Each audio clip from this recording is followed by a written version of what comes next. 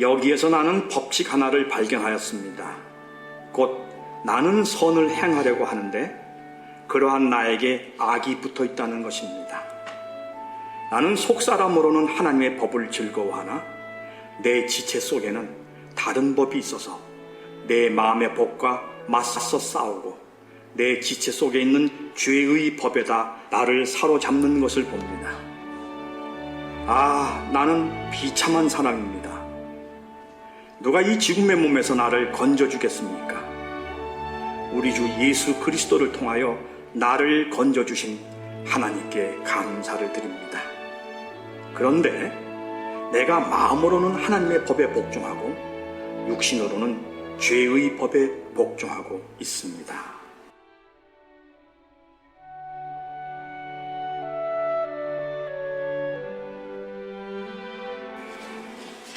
코로나19가 하나님의 심판이라 떠드는 예수쟁이들이 있습니다. 다행스러운 건 대다수의 사람들이 이제는 이런 말에 관심을 갖지 않습니다. 그랬죠? 옛날에는 질병을 하나님의 심판이나 귀신의 역사로 이해했습니다. 그래서 참회의 대성회를 열거나 아니면 이 귀신, 이 사탄을 물리쳐달라고 하나님께 기도하거나 했죠.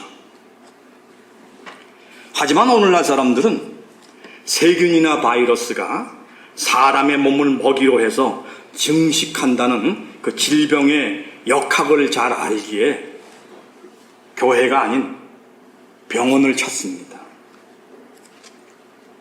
인체의 해부를 반대하고 수혈을 금지하는 등 따지면 기독교회야말로 의학의 발전을 방해했던 대표적 사회 집단이었다고 말할 수 있겠죠. 그런데도 미안하다는 말 한마디도 하지 않은 채 요즘 예수쟁이들은 당연하다는 듯 병원을 찾습니다. 아닌 게 아니라 서양 중세 드높은 권세를 자랑하던 기독교회는 세상사에 대한 판단을 독점하고 온갖 일에 감나라 매주나라 했죠.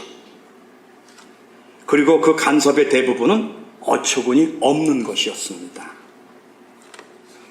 폴리폰이나 여성의 성가대 참여와 같은 음악적 일부터 시작해서 극히 사소하게는 커피를 마시는 일까지도 교회는 반대했어요. 별의별 걸 다 반대했던 거죠. 오늘날 우리가 편이하게 누리는 대부분의 것들이 한때 교회로부터 금지 처분을 받은 것들이라고 보면 크게 틀리지 않는다 그래요. 신앙을 이성보다 우위에 둔 교회의 반이성주의는 온갖 미신과 부조리, 불합리에도 이를 신앙의 이름으로 정당화했습니다. 그런데 교회 내에도 이거는 아니다라는 반성적 성찰이 없었던 것은 아니에요. 교회 내에 존재하는 이런 반성적 성찰이 르네상스 인문주의와 대학의 등장과 맞물려 라틴어로 아르스 그리고 시엔티아라고 불리는 이성적 비판활동을 낳았습니다. 그 중에서도 시엔티아, 그러니까 우리가 오늘날 사이언스라고 부르는 분야는 놀랍도록 발전을 거듭해서 세속 사회의 기초가 되었죠. 세속화되는 사회의 기본이 되었습니다. 세속화를 뜻하는 두 개의 표현이 존재해요. 세큘라리즘, 이건 영어죠. 그 다음에 라틴어에서 이태리어한 건데 라이치시모가 있습니다. 세큘라리즘은 교회의 입장을 반영하는 단어예요. 그러니까 교회가 기존에 장악하고 있던 기득권이 점차 속권으로 넘어가는 현상을 안타까워하면서 사용한 단어가 세큘라리즘이에요. 이에 반대되는 단어가 라이치시모죠. 라이치시모는 민중의 입장에서 세속화를 바라보는 단어입니다. 뜻이 뭔가요? 원래 민중에게 속했던 것을 다시금 민중에게로 가지고 오다라는 뜻이 있어요. 아무튼 갈릴레오와 아이작 뉴턴 그리고 찰스 다윈에 의해 본격 만개되기 시작한 근대 과학은 무서운 속도로 그 외연을 확장하고 내포적인 깊이를 길어내서 현대 과학이라는 경위를 낳았습니다. 현대 과학은 경이에요. 앞서 말한 것처럼 과학은 미신이나 주술로부터의 해방을 추구하는 저항적이며 투쟁적인 기획입니다. 이런 거 많아요. 중세에 교회가 하도 아니해야 할 짓을 많이 했기 때문에 오늘날 우리가 그죠? 가까이 하는 미술, 예술이죠. 예술, 수학, 순수과학이죠. 그리고 뭐 자연과학 이런 모든 것들은 다 그 체제에 대한 투쟁의 일면을 가지고 있어요. 따라서 기독교가 말입니다. 미신이나 주술을 내려놓지 못하는 한 과학의 발전, 이 과학의 발전은 기독교에게 내내 불편한 사건이자 불쾌한 진실이 됩니다. 아닌 게 아니라 그렇죠. 정통 또는 전통이라는 권위를 독점 강조하면서도 여전히 미신과 주술을 청산하지 못한 그런 기독교회에서 성장한 그리스도인들은 이런 과학의 발전을 대할 때마다 곤혹스럽기 짝이 없어요. 그래서 자신이 전수받은 신앙적 가르침이 현대과학을 통해 부정될 때 복음주의라 불리는 진영의 예수쟁이들은 성서의 문자적 기록을 절대시하며 근본주의로 반동적 모습을 보이죠. 아주 그냥 다 부정하는 겁니다. 그리고는 성서의 그 기록을 중시하면 때로 그 기록이 옛날의 문화를 담지한 표현일 경우 기독교의 진리를 방해할 수도 있죠. 어쨌든 간에 여기서 흥미로운 것은 창조과학이나 지적 설계론을 주장하는 근본주의자들이 과학에 대한 태도입니다. 과학을 무조건 배척하기보다는 성서적 사실의 입증력을 강화하기 위해 도리어 과학을 적극 수용하자는 거예요. 하지만 이들의 기획은 원치 않게도 치명적인 반신앙적 입장으로 귀결이 되어버립니다. 그렇잖아요? 신앙을 입증하기 위해 성서의 기록을 입증하기 위해 과학을 동원하면요, 결국엔 과학이 신앙의 정당성을 좌우하는 최종 심판관이 돼요. 최종심이 된다고요. 신앙보다 과학을 우위에 놓게 되는 거지요. 창조과학론자들이나 지적 설계론자들은 이거를 모르고 있죠. 어쨌든 과학과 여기에 동반되는 분석과 해체의 사유는 예수쟁이들의 신앙에 엄청난 도전으로 엄습합니다. 이러한 도전은 크게 두 방향으로 그리스도인에게 다가오는데요. 꼭 그리스도인에게만 아니에요. 먼저는요, 우리가 마주했다고 여기는 그 대상의 불확실성이라는 도전이 있어요. 우리는 이거 마이크네, 이거는 뭐네 하면서 대상을 인식하잖아요. 근데 현대과학은 우리에게 그렇게 말합니다. 당신이 말하는 그 대상, 그거 말하기가 되게 어려워. 또 하나의 도전이 있습니다. 우리는 이걸 보고 이거 마이크네라고 하는 판단을 내릴 수 있는 인식의 주체잖아요. 그렇죠? 주체. 대상을 인식하는 우리, 인식 주체. 이거 역시도 불확실하다는 거예요. 그러니까 우리와 마주한 대상도 불확실하고 그걸 마주해서 뭐라 말하는 우리 역시도 불확실하다. 우리는 오래도록 우리 앞에 있는 것을 대상 또는 실제라고 부르며 우리가 이를 알아본다라고 여겨왔습니다. 그러나 과학은 이런 생각이 매우 소박하고 끝내는 틀렸다고 지적합니다. 만약 대상이 존재한다고 하더라도 우리는 그 대상을 있는 그대로 알아볼 수가 없습니다. 그렇죠? 우리의 감각이, 정리하면 오감이겠죠? 우리의 감각이 제한적인 영역만을 다루도록 진화했기 때문입니다. 우리는요, 모든 걸 다 볼 수 있도록 진화한 게 아니라 생존하는 데 필요한 것만 발달시키는 형태로 진화했어요. 생존하는 데 필요한 것만 개발해 왔다고요.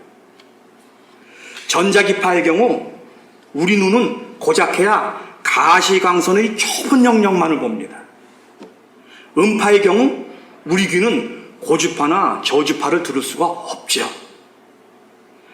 만약 우리 눈이 전자기파의 전 영역을 볼 수 있고 우리 귀가 음파의 전 영역을 커버할 수 있다면 우리는 아마도 미쳐 돌아갔을 거예요.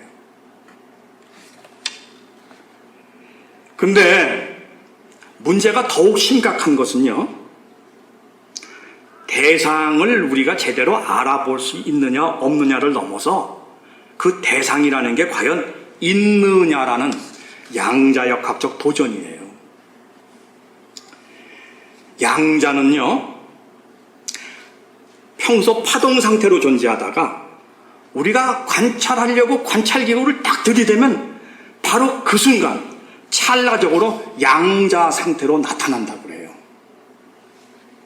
아주 평이하게 말하면, 그러니까 평소에는 없다가 우리가 관찰하려고 하면 그때 갑자기 나타나는, 소위 물질의 근원이라고 하는 이 양자의 존재가 있습니다.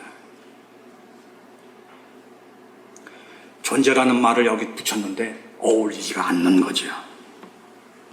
있다가도 없어지고 없다가도 생겨나기를 무수히 반복하는 양자 요동은 무엇이 실제한다든가 실제하지 않는다든가 등의 고전적 표현을 허락하지 않습니다. 이 때문에 이 공간이란 고전적으로 말하던 텅 빈 공간이 아니에요.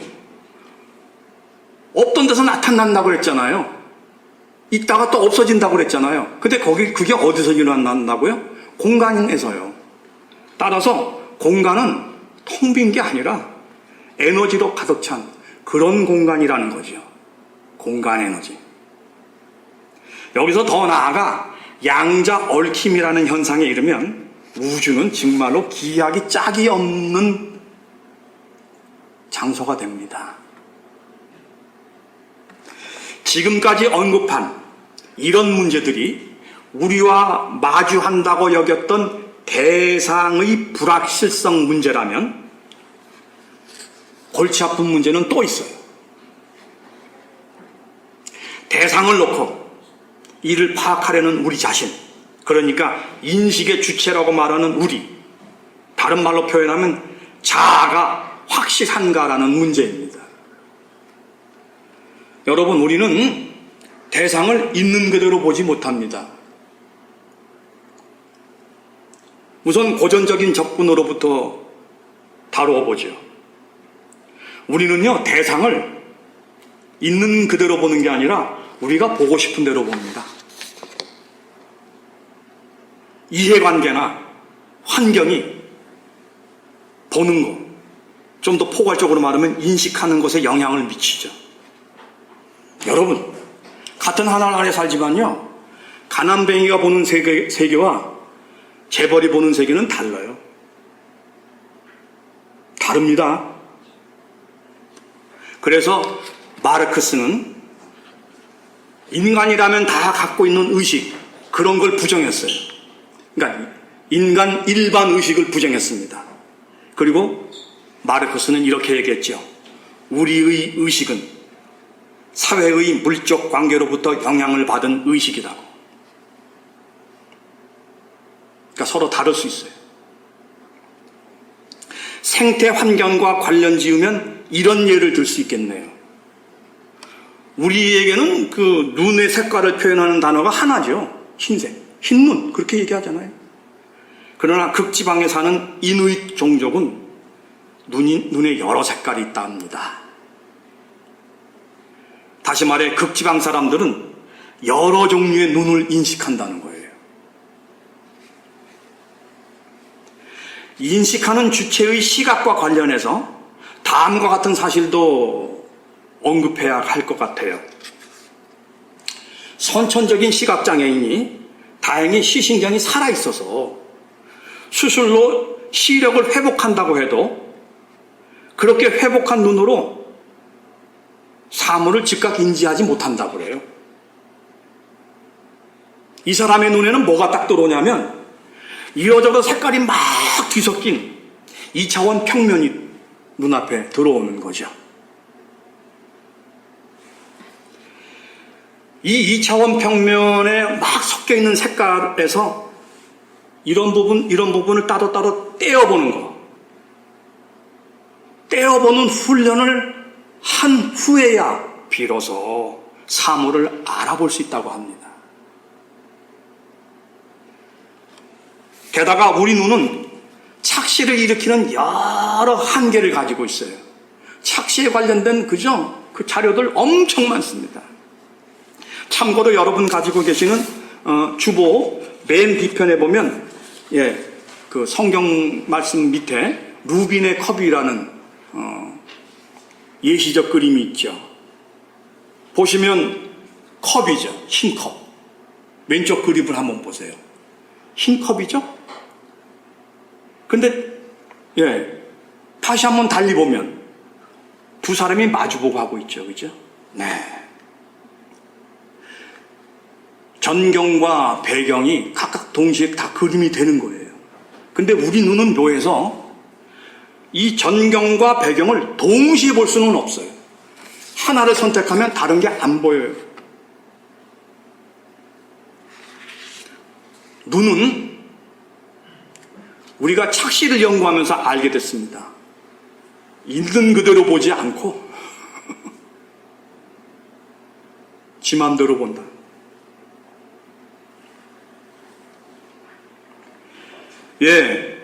우리가 눈의 이러한 한계를 접하면 눈의 한계는 뇌의 작동 문제라고 보게 됩니다.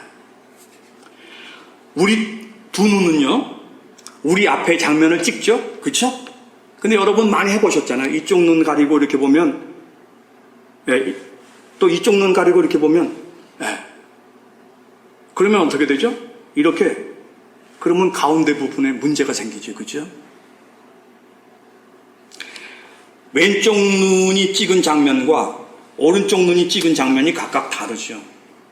근데 뇌가 이 두 개 장면의 차이를 조정하고 편집해서 그 왜곡을 없앱니다. 눈이 우리 앞에 장면을 찍으면요, 우리 눈의 망막에 영상이 맺히죠. 근데 그 영상은 어떤 영상인가요? 거꾸로 된 영상이에요. 상하가 뒤집힌 2차원 영상입니다.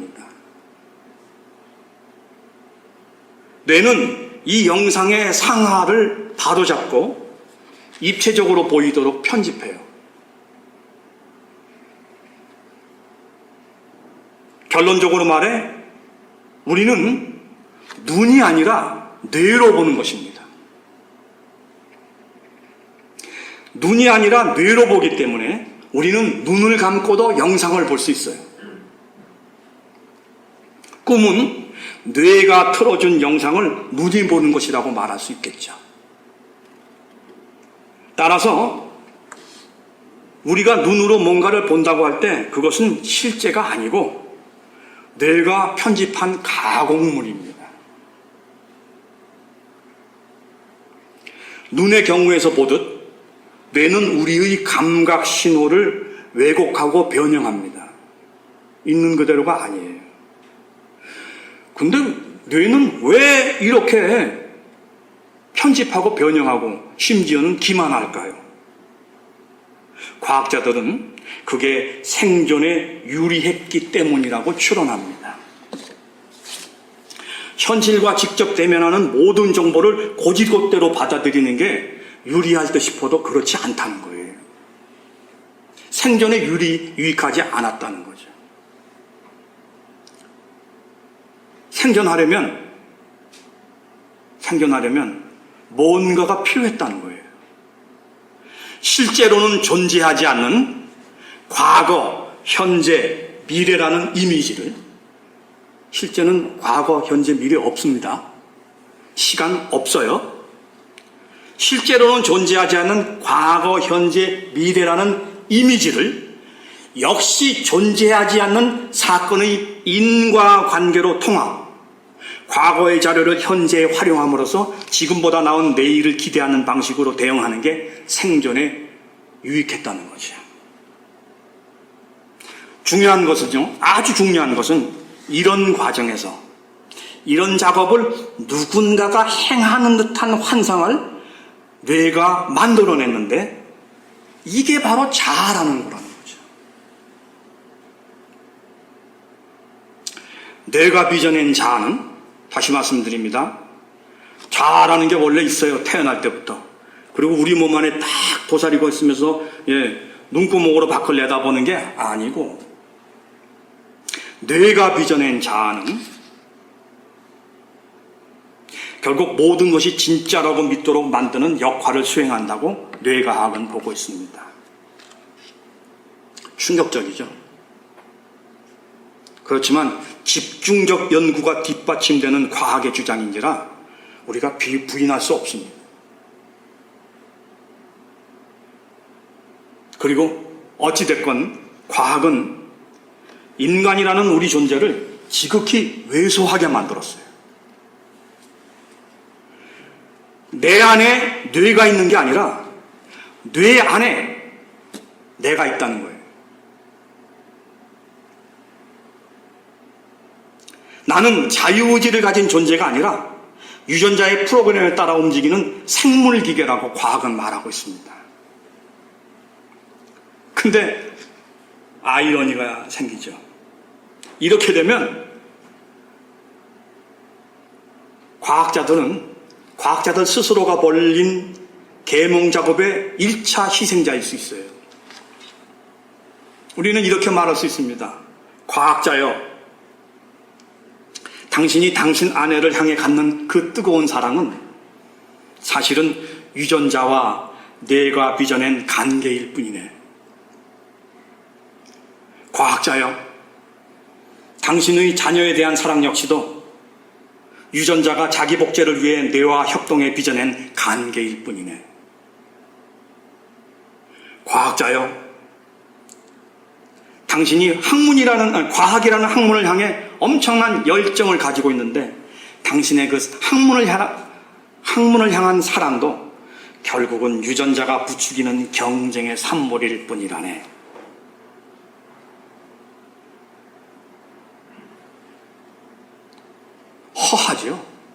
허하지요.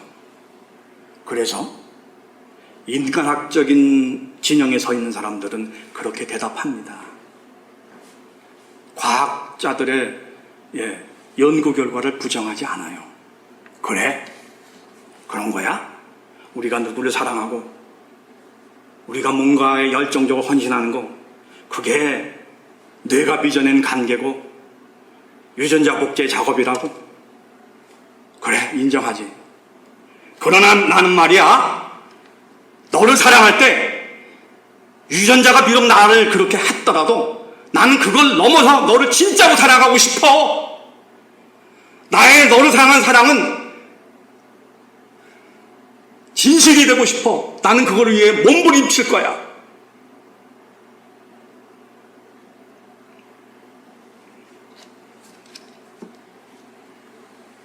아무튼 과학은 주어진 사태를 확률적인 합리성으로 매끈하게 설명해 줄 수는 있지만 우리 인간에게 삶의 의미를 제공할 수는 없습니다.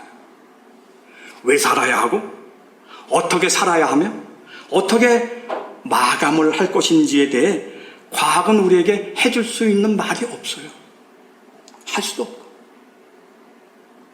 그리고 그런 만큼 과학의 도전으로 신앙 고백이 위축되며 흔들리고 있다 여기는 외수쟁이들도 자기의 입지를 분명히 할 필요가 있어요.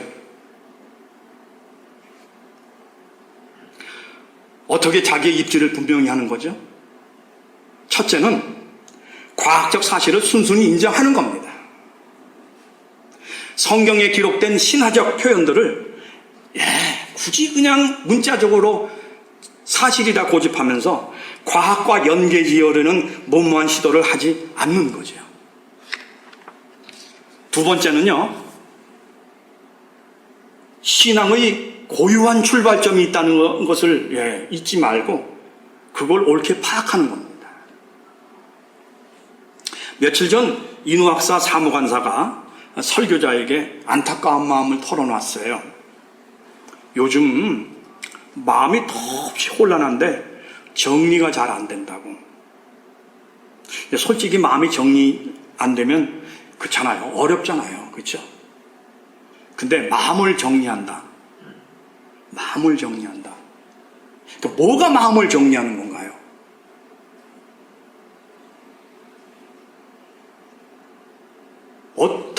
어떻게 하는 것이 마음을 정리하는 것인가요? 우리가 정말로 진지하게 마음을 정리하면 이렇게 말할 수 있죠. 근데 이거는 지난주에 여러분하고 마침 함께 정리한 바 있어요. 언제든 예고 없이 찾아오는 부인할 수 없는 죽음을 염두에 두고 오늘을 마지막 날인 양 알뜰하게 사는 게 그게 가장 진정한 마음의 정리예요. 그래요, 안 그래요? 기분 전환? 이런 게 마음의 정리가 아니고 누구와 관계를 끊고 회사를 관두고 그게 아니고, 그죠? 진정한 마음의 정리는 언제든 예고 없이 찾아오는 부인할 수 없는 죽음을 마주하고 오늘을 마지막 날인 양 알뜰히 사는 거죠. 하지만 이런 사실을 마음에 담았다고 마음의 정리가 된 걸까요? 이게 그렇게 간단하지 않습니다. 언제나 내가 문제예요. 내가.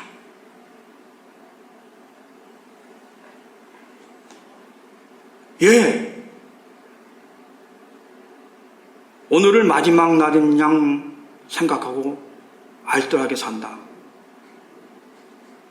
네, 동의했죠. 근데 내가 문제입니다. 나는 말입니다.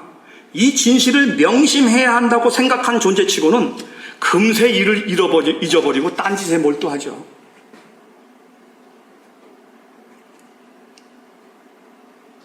행여 이 진실을 깊이 지각했다고 하더라도 막상 나에게 권고가 들이닥치면 나는 그냥 흔들리면서 어찌할 바를 모르죠.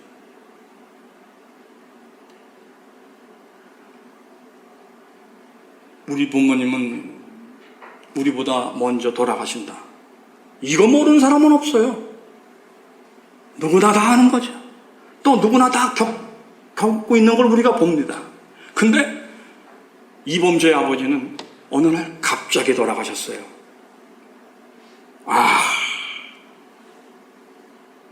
알고 있는 것과 이해하는 것은 달라요. understand잖아요. 그죠? verstehen, understand. 사실 밑에 깔려봐야 알아요. verstehen, 바로 옆에 와봐야 알아요.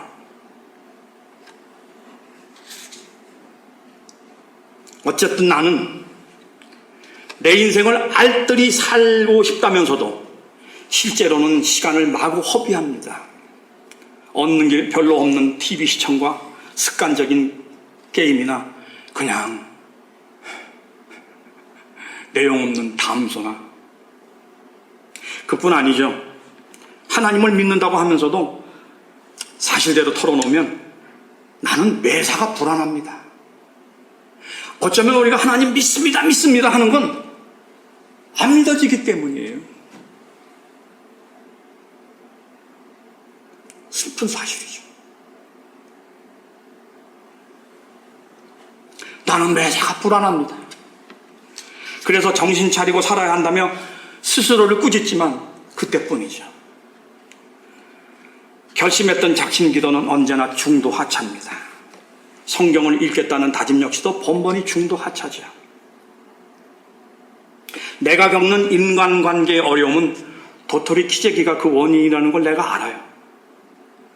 혹여 상대보다 우월함을 확인했다고 쳐도 그게 무의 소용이 있을까를 반성하기도 하는 나이입니다. 그러나 그때뿐이죠. 누군가를 만나기만 하면 나는 여전히 도토리 키재기를 또 시작합니다. 나에게 치사하지 말자고 말했지만 나는 여전히 치사하게 행동하지요. 욕심부리지 말자고 했지만 대수롭지 않은 곳에도 빨빨 떱니다. 나는 있는 그대로 인생의 양상을 직시하고 오늘을 마지막 날인 것처럼 살려고 해도 번번이 실패한 나를 보면서 우리는 절망하죠. 근데 놀라운 사실이 있습니다. 사도 바울, 신앙의 사람이라며 우리가 모범으로 여기고 존경하는 그런 그리스도인입니다. 근데 말입니다. 그 사도 바울 역시도 우리와 다를 바 없는 신경을 고백하고 있다는 것이에요. 로마서 7장 15절의 말씀 인용합니다. 나는 내가 하는 일을 도무지 알 수가 없습니다. 내가 해야겠다고 생각하는 일은 하지 않고 도리어 해서는 안 되겠다고 생각하는 일을 하고 있으니 말입니다. 그러면서 바울 사도는 다음과 같은 결론을 제시했습니다. 그래요. 나는 비참한 사람이에요. 누가 이 죽음의 몸에서 나를 건져주겠습니까? 우리 주 예수 그리스도를 통하여 나를 건져주신 하나님께 감사를 드립니다. 근데요, 정색하고 말합니다. 내가 마음으로는 하나님의 법에 복종하고 육신으로는 죄의 법에 복종하고 있습니다. 알찬 삶을 추구하려고 해도 번번이 실패에 좌절하고 절망할 수밖에 없는 지점은 사도 바울도 우리도 동일합니다.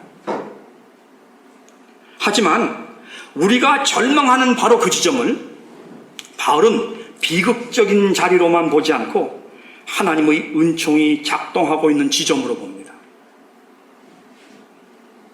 우리가 비록 육신으로는 계속 실패를 거듭하고 있을지라도 여전히 마음으로는 하나님의 역사를 갈망하고 있다는 사실 그 자체가 곧 하나님의 은혜라는 거죠. 무슨 말입니까? 늘 말씀드리지만 우리는 포기가 빠른 존재죠. 여러 차례 시도해도 생각한 대로 되지 않으면 우리는 안 된다 여기고 손을 뗍니다. 근데요. 하나님 앞에서의 우리의 절규는 다르죠.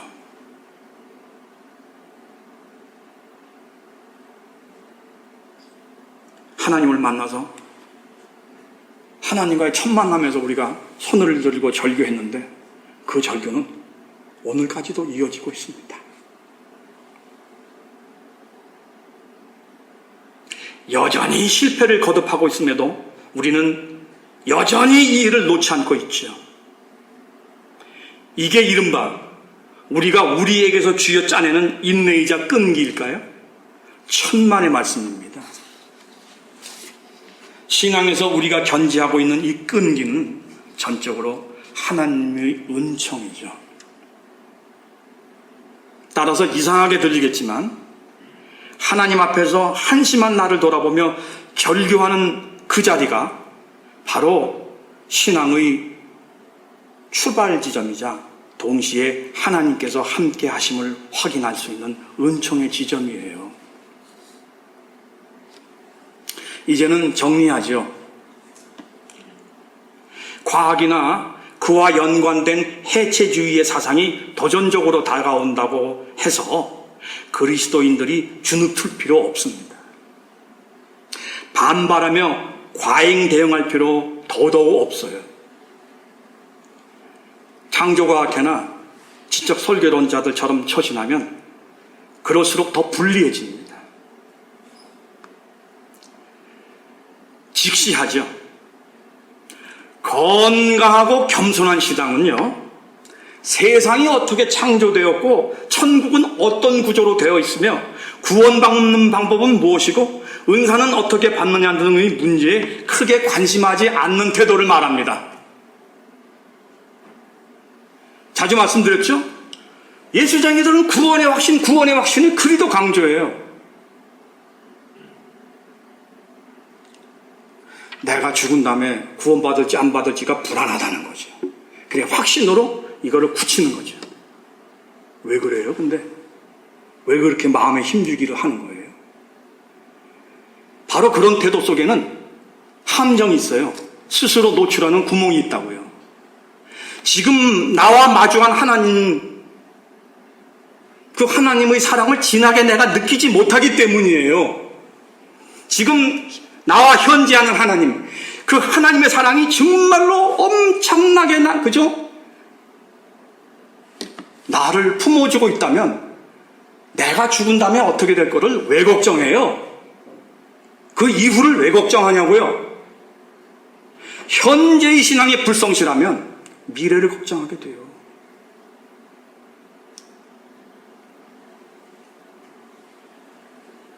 건강하고 겸손한 신앙은 세상이 어떻게 창조되었고 천국은 어떤 구조로 되어 있으며 구원받는 방법은 무엇이고 은사는 어떻게 받느냐 등의 문제에 관심 갖지 않습니다. 오해하지 마십시오. 성서의 창세기는 세상의 창조에 관한 르포르 따지가 아닙니다. 성서의 창세기는 하나님께서 자기 백성을 구원하시는 구속사적인 이야기예요. 톨루도트, 곧 민족의 조상에 대한 족보예요. 전혀 다른 성격을 가진 책을 과학서로 읽으니까 문제가 되는 거죠. 창세기를 창조에 관한 프로토콜이라는 식으로 출발하면 기독교의 신앙의 핵심에 진입하기 어렵습니다. 다른 말로 바꾸면 과학이 우리에게 엄청난 과학적 결과들을 쏟아붓더라도 그걸 기초로 해서 신앙을 그러면 어렵죠. 신앙은 전혀 다른 방향을 가지고 있습니다. 기독교 신앙의 출발 지점은 애매모호하지 않고 분명합니다. 흔들리는 연약한 갈대에 불과한 내가 하나님을 향해 은총을 구하는 바로 그 자리가 신앙의 출발이에요. 그리고 그 자리에서 우리는 동시에 하나님의 은총을 확인합니다. 기도드리겠습니다.